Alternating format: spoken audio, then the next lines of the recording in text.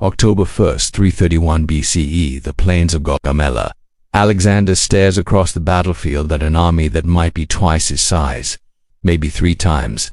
Darius has scythed chariots and a massive force that wants Alexander dead. The smart move. Retreat. Regroup. Live to fight another day. His generals are literally begging him to attack at night when darkness might give them an edge. But Alexander refuses. He wants Darius to see him coming. He wants to beat the Persian king in broad daylight with no tricks, no excuses. It sounds insane. It sounds like suicide. But here's the thing, Alexander has never lost a major pitched battle. Not one. And today, against impossible odds, he's about to pull off one of the boldest tactical maneuvers ever. So what was his secret? How did a kid from Macedonia win every single major pitched battle he ever picked? Before we get into it, hit that subscribe button and drop a comment. Who do you think was the greatest military commander in history? Alexander, Caesar, or someone else? Stick around till the end. I promise you'll discover the one tactical principle that made Alexander unbeatable in major pitched battles, and it's not what you think. Alexander III of Macedon, born 356 BCE in a kingdom most Greeks thought was barely civilized. His father, Philip II, turned Macedonia from a backwater into a military machine that would eventually dominate Greece. But Alexander's childhood was complicated. His mom Olympias was obsessed with snakes and mystery cults. She convinced young Alexander he was descended from Achilles on her side and Heracles on Philip's side. Not just related to Hero's divine blood running through his veins. That's a lot of pressure for a kid. And then there was his education. Philip hired Aristotle. Aristotle is Alexander's personal tutor. Imagine having one of history's greatest minds teaching you philosophy, science, and politics before you hit puberty. At 16, Alexander was running Macedonia while his dad conquered Greece. At 18, he commanded the cavalry charge that won the Battle of Chaeronea, basically securing Macedonian domination of Greece. Here's what made Alexander different from every other ambitious prince in history. The guy genuinely believed his own hype. Most people with divine ancestry claims use it for political legitimacy. Alexander actually thought he was destined to surpass every hero who came before him. When he looked at a map, he didn't see borders. He saw a Toto list. His generals would eventually have a name for this: Pothos, an unquenchable longing, a need to always push further, conquer more, achieve the impossible. It made him brilliant on the battlefield. It also made him exhausting to work for. Now, why does all this matter for today's video? Because when we analyze Alexander's tactical genius, we're not just looking at some careful strategist who studied military theory. We're examining a 20-something who walked into battles believing the gods themselves were on his side. That kind of confidence, it changes how you fight. It changes how your enemies see you. And it explains why Alexander could pull off maneuvers that should have been impossible. The undefeated record we're about to dissect wasn't built on luck. It was built on a very specific mindset, forged in a very specific childhood. Let's set the scene. It's the 4th century BCE, and warfare is evolving fast. For centuries, Greek warfare had been pretty straightforward.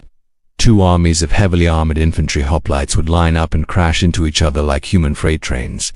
Whoever broke first lost. Simple, brutal, predictable. But Philip II, Alexander's dad, had different ideas. He looked at traditional Greek warfare and thought, this is stupid. Why are we just ramming into each other? Philip revolutionized Macedonian military tactics. He created the sarissa, a 20-foot pike that was twice as long as a regular spear. His infantry, the phalanx, became a moving forest of these massive spears.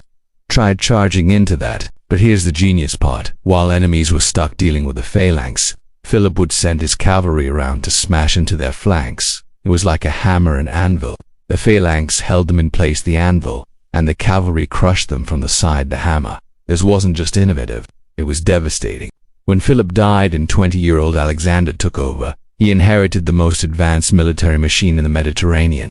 But having a Ferrari doesn't make you a Formula 1 champion. You still have to know how to drive it. Here's what we're examining today. Between 334 BCE and 323 BCE, 11 years, Alexander fought in dozens of major pitched battles and countless smaller engagements.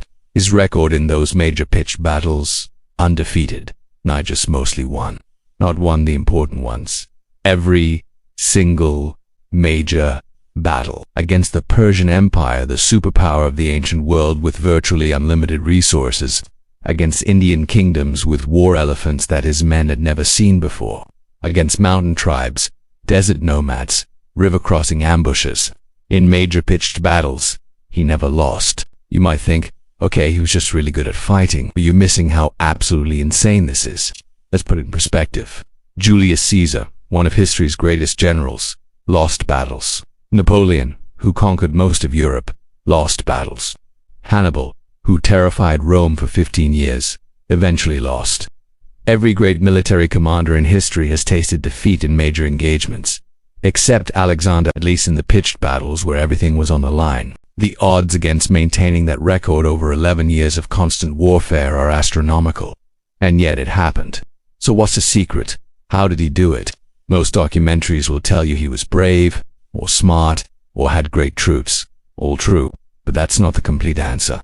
Plenty of commanders were brave, smart, and had great troops.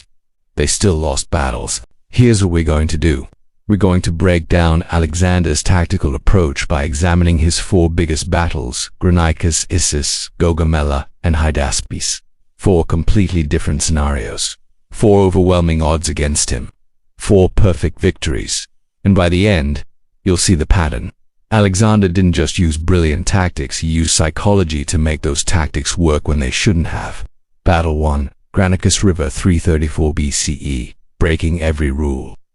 May 334 BCE, Alexander crosses into Persian territory for the first time with about 35,000 men.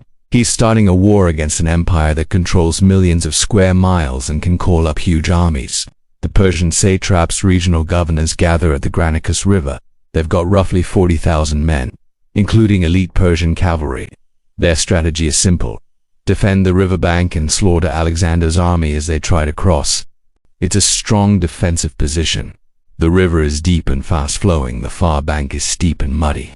Anyone trying to climb up would be completely vulnerable. No shields up, weapons down, struggling just to get footing. Alexander's generals look at this and immediately say, "We wait. We find another crossing. We don't commit suicide." Parmenion, his most experienced general, puts it bluntly: "Sire, if we attack across that river, we'll be massacred. We should camp here, wait for them to disperse, then cross safely."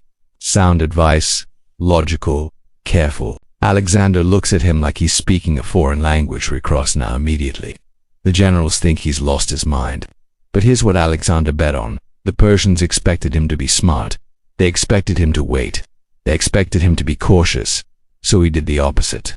Alexander personally led the first cavalry charge across the river, him, the king, leading from the front into the most dangerous moment of the battle. The shock of seeing the enemy king charging directly at them in such a vulnerable position seems to have disrupted the Persian response. Those crucial first moments allowed Alexander's cavalry to establish a foothold on the bank. His helmet got smashed. His horse was killed under him. He was fighting hand-to-hand with Persian nobles who were trying to cut him down. But the momentum was his. The phalanx followed across and established a beachhead. Within hours, the Persian defensive line collapsed. Alexander's first major battle in Asia. Total victory. Against a river defense that should have shredded any attacker. What made this work? Traditional military wisdom says, never attack a defended river crossing head-on. Alexander combined speed, shock, and personal leadership to overcome the defensive advantage. The Persians had a strong position, but they were psychologically unprepared for someone bold enough to charge straight at them. That moment of hesitation, is this actually happening, was all Alexander needed. Battle 2, Issus 333 BCE, when everything goes wrong. November 333 BCE, Alexander's pushing deeper into Persian territory when he gets word that Darius III, the Persian emperor himself, has assembled a massive army and is coming for him. Alexander turns around to meet him, but there's a communication breakdown. Both armies end up marching past each other in parallel valleys. When they realize what happened, they're now on opposite sides of their original positions. Darius ends up behind Alexander's supply lines. He captures Alexander's baggage train and reportedly kills stragglers. This is psychological warfare, he's saying. I have your supplies. I have your wounded. Come at me. They meet at Issus, a narrow coastal plain between the mountains and the Mediterranean. Here's the force disparity. Alexander has maybe 40,000 men. Ancient sources claim Darius had far more, but modern historians estimate probably 50,000 to 100,000, even at the conservative end. Alexander is significantly outnumbered, and Darius chose the battlefield. He's on the defensive. Alexander has to attack into his position. Even worse, the narrow terrain negates Alexander's tactical flexibility. He can't use his usual wide flanking maneuvers because there's a mountain on one side and ocean on the other. This should be a disaster. Alexander's advisors are quietly terrified. Parmenion suggests negotiation. Maybe Darius will accept a peace treaty. Alexander controls western Anatolia. Now that's a huge win. Maybe they could know. Alexander studies the battlefield and notices something. Darius is in the center of his line, surrounded by his best troops, the Persian immortals and royal cavalry. The king is both the command center and the psychological heart of the army. Alexander makes a decision that should get him killed. He's going to charge directly at Darius with his companion cavalry. Not a flanking move, not a feint. A straight-up cavalry charge at one of the most heavily defended points in the entire Persian army. His generals are speechless. My king, that's where their best troops are positioned. That's suicide. Exactly. That's where Darius is. We break him, we win. But we'll never reach him through that defensive formation. We will. Because they won't expect it. Nobody's reckless enough to attack the strongest point of the enemy line. Alexander forms his cavalry into a wedge at the point and charges. The Persians see this wedge of cavalry coming straight at their king, not at the flanks, not at a weak point. At the center, where their best troops are positioned, the Persian center compresses under pressure in the tight terrain. Units shift to respond to the unexpected thrust, and for a heartbeat the gap opens. Alexander drives the wedge through it. Suddenly, they're in the Persian command structure. Darius is right there, just meters away. Darius sees Alexander cutting down his guards, sees this young Macedonian king, covered in blood and dust, fighting his way closer, and Darius makes a decision that will haunt him. He runs. The Persian emperor turns his chariot around and flees the battlefield. The moment Darius runs, the entire Persian army sees it. Their king is abandoning them. The psychological impact is instantaneous. The Persian line doesn't break gradually, it collapses. Tens of thousands of men don't just lose, they're out. It becomes a massacre. What made this work? Alexander didn't try to win through superior positioning or conventional tactics. He combined audacity with tactical precision. He attacked where the enemy was strongest because nobody would expect it, and in that moment of shock he created an opening that shouldn't have existed. The cavalry wedge, the timing, the execution, all brilliant. But what made it decisive was the psychological blow of Darius fleeing. Battle 3. Gaugamela, 331 BCE. The perfect setup, October 331 BCE. This is the big one. Darius has had 2 years to prepare.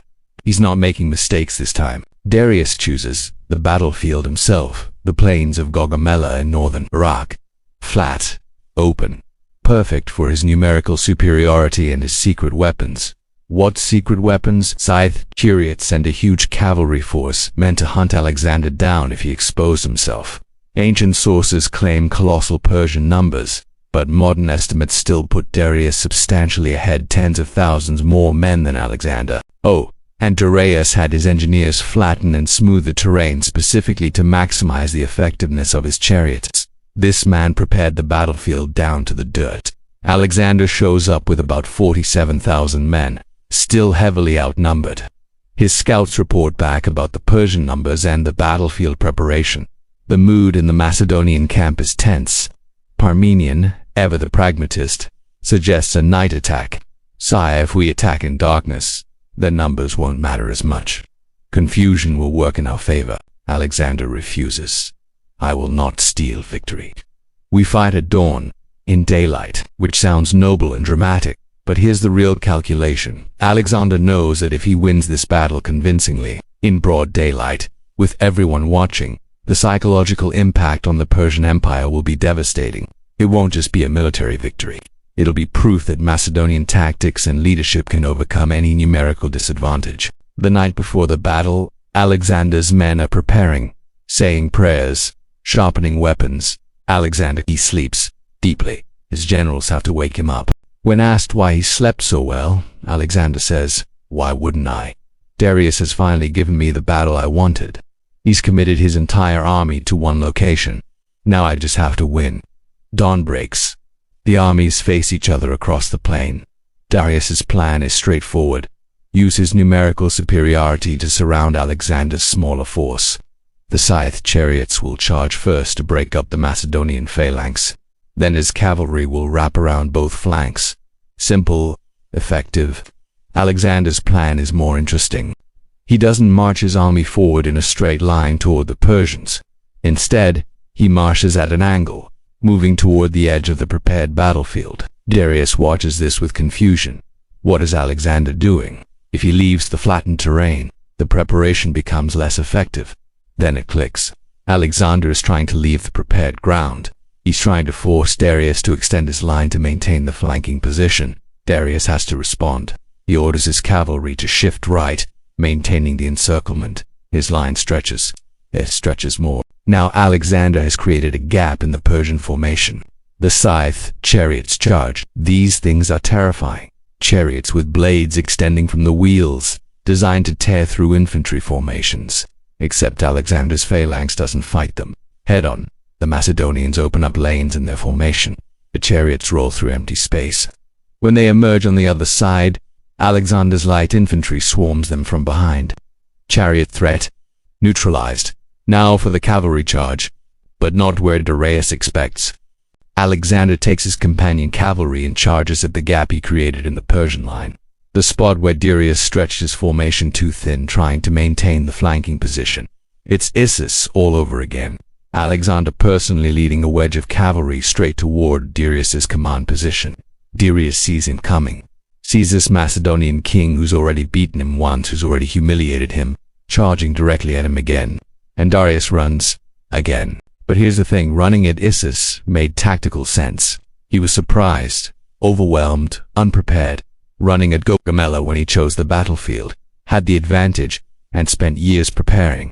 That's not just tactics, that's trauma. Alexander had already broken him psychologically at Issus.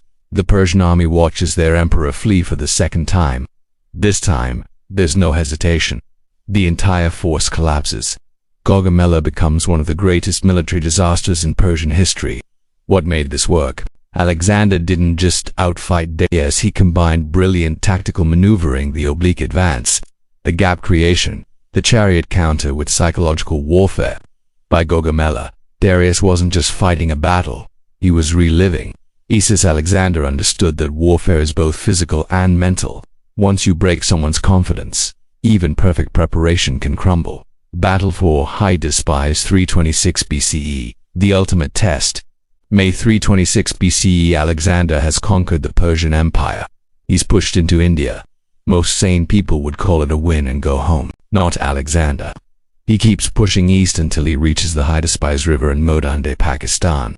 On the other side, King Porus, with an estimated 50,000 men, including around 200 war elephants. War elephants are a problem. The Macedonians have never faced them in significant numbers. Their horses are terrified of elephants. Their tactics don't account for massive animals that can trample through phalanx formations. Plus, it's monsoon season. The river is swollen, fast-moving, nearly half a mile wide. Porus has his entire army on the opposite bank, ready to slaughter anyone who tries to cross. It's Granicus again, except worse. Wider river, worse weather, and elephants. Alexander camps on his side of the river and appears to prepare for a siege. Days pass, he makes no move to cross. Every night, Alexander's cavalry rides up and down the riverbank, making noise, looking like they're about to cross. Porus rushes his troops to that position to defend, but they never cross. It happens again the next night, and the next night, and the next. This goes on until Porus's army stops responding with full force. It's just another false alarm. Alexander's trying to tire them out, which is exactly what Alexander wants them to think. One night, a particularly stormy night, when visibility is almost zero, Alexander leaves a portion of his army at the main camp with orders to keep making noise. Meanwhile, he personally takes about 11,000 men on a long march where they find a crossing point where a small island breaks up the current. In the middle of a monsoon, in near darkness, Alexander's forces crossed Hydaspes. By the time Porus realizes what happened, Alexander has a force on his side of the river. Porus has to split his army, leave some to guard against the main camp crossing, and send the rest to face Alexander's surprise flanking force.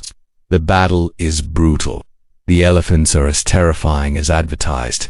They cause absolute chaos, trampling through formations and creating panic among the horses, but Alexander adjusts.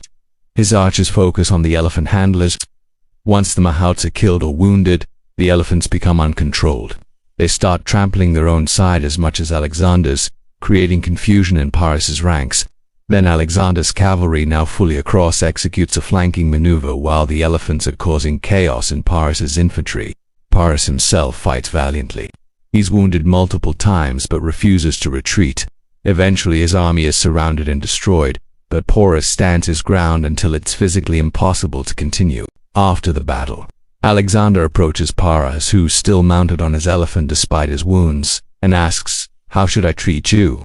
Paras, bloodied and defeated, says, "As a king." Alexander is so impressed by his courage that he not only lets Paras keep his kingdom but actually expands it. They become allies. What made this work? Alexander faced a completely new tactical challenge, war elephants, and adapted in real time. But more than that, he showed the same pattern we've seen throughout. He created psychological confusion through repeated fake crossing attempts, wearing down Paras's readiness, then exploited it with a surprise crossing in terrible conditions. The secret: tactics plus psychology together. Let's look at what we just covered. 4 completely different battles, different enemies, different terrain, different challenges, but the same approach. At Granicus, everyone expected him to wait. He attacked immediately with shock and speed. At Issus, everyone expected him to probe for weakness. He charged the center with calculated audacity. At Gaugamela, everyone expected him to find some clever equalizer. He used maneuvering to create gaps while unnerving Darius psychologically. At Hydaspes, everyone expected him to find an easier crossing. He combined deception with a night crossing in impossible conditions. You see the pattern. Alexander's undefeated record in major pitched battles wasn't about superior tactics alone or pure psychological warfare. It was about using psychology to make his tactics work when they shouldn't have. He weaponized audacity, but audacity backed by brilliant tactical execution. Why this worked? The enemy's perspective. Put yourself in the shoes of Alexander's opponents. You're a Persian general or Indian king. You've got numerical superiority, better positioning, home terrain advantage. You make a rational battle plan based on what any reasonable commander would do. You prepare for flanking maneuvers. You defend your weak points. You fortify your strong points. And then Alexander shows up and does something unexpected. Attacks your strongest point. Crosses an extremely difficult river. Charges with his cavalry where conventional wisdom says cavalry shouldn't charge. Your first thought isn't, "Let me execute counter-tactic B." Your first thought is, "Wait, what?" And in warfare, that moment of confusion can be fatal. By the time you realized Alexander wasn't making a mistake, that the bold move was calculated, you've already lost the initiative. You're reacting instead of acting. And armies that react instead of act tend to lose. The role of Alexander's personal leadership. Here's something crucial. Alexander didn't just order these bold maneuvers. He personally led them. When he charged across the Granicus, he was in front. When he drove at Darius at Issus, he was leading the wedge. At Gaugamela, same thing. At Hydaspes, he personally commanded the crossing. This did 2 things. First, it meant his men would follow him anywhere. If your king is willing to die for this plan, you're willing to die for it too. Alexander's soldiers trusted him because he bled with them. Second, and this is key, it had a profound psychological effect on his enemies. You're a Persian soldier and you see the Macedonian king himself personally cutting his way toward your emperor. That's not normal. Kings don't do that. Kings stay safe in the rear. But Alexander wasn't normal. And that psychological impact amplified the effectiveness of his tactics. Could anyone have beaten him? Is an important question. Was Alexander genuinely unbeatable in pitched battle, or did he just never face the right opponent? The honest answer: we'll never know for certain. He died at 32, still undefeated in major engagements. But we do know he struggled against certain types of warfare. In Central Asia, when facing Sogdian and Scythian cavalry who used hit-and-run tactics and refused to stand and fight, Alexander had mixed results. He couldn't force the decisive battle he always sought. So Alexander was beatable, just not in conventional pitched battle. You couldn't beat him when armies lined up and fought. But you could frustrate him through guerrilla warfare.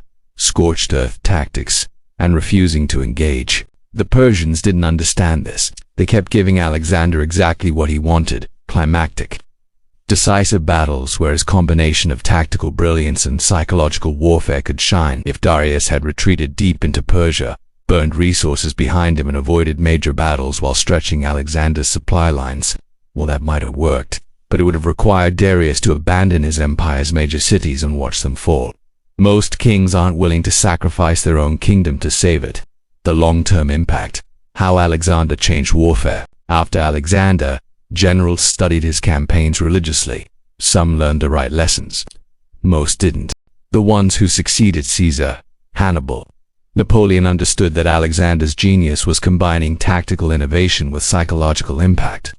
They copied his willingness to take calculated risks, his personal leadership, his ability to do the unexpected. But many generals just tried to copy his tactics without understanding the psychology behind them. They made careful plans. They studied terrain, they calculated odds, and they missed the point. Alexander's tactics worked because of the psychological element. Remove that, and you just have risky maneuvers that get you killed. Modern applications. What this teaches us: ancient military history isn't just about the past. Alexander's principle, combining excellent execution with psychological impact, applies everywhere. In business, the most successful companies don't just have good products. They make moves that change how people think. Tesla didn't just build electric cars, they made electric cars cool when everyone thought they were impossible. In competitive fields, the greatest performers aren't just technically skilled. They do things that make people say, "Wait, you can do that." They combine mastery with the unexpected. The pattern is consistent. If you're predictable, you're beatable. Excellence in execution matters, but so does surprise and psychological impact. The dark side, the cost of never stopping. But let's be real for a second. Alexander's approach had a massive downside. It required constant escalation. Every victory needed to be bigger than the last. Every conquest needed to push further. Because the moment Alexander stopped being bold, he stopped being Alexander. His men eventually mutinied at the Hyphasis River in India, not because they were losing, they were winning, but because they were exhausted. They'd been at war for 11 years. They'd marched from Greece to India. They just wanted to go home. Alexander couldn't understand it. To him, stopping meant failure. There was always another kingdom to conquer, another impossible feat to accomplish. That mindset makes you undefeated in battle, but it also makes you unable to know when to stop. Alexander died at 32. Likely from disease. Theories include typhoid fever, malaria, or complications from wounds and excessive drinking. His empire immediately fractured because he'd never bothered to build sustainable governance. He was too busy conquering. So yes, his approach made him unbeatable on the battlefield, but it also prevented him from building something lasting. Final analysis. Answering the original question. Remember where we started? How did Alexander never lose a major pitched battle? The answer isn't just tactics, training, or troops. Those all mattered tremendously.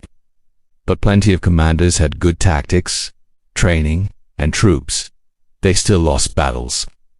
Alexander never lost major engagements because he understood something that most generals miss.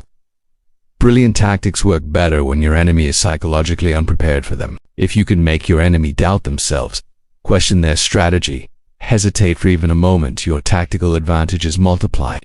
The actual fighting becomes easier because you've already won part of the battle in your enemy's mind. Alexander's genius was recognizing that careful, rational commanders follow predictable patterns, and predictable enemies, no matter how strong, are vulnerable to unexpected moves backed by solid tactical execution. His entire military career was built on this principle.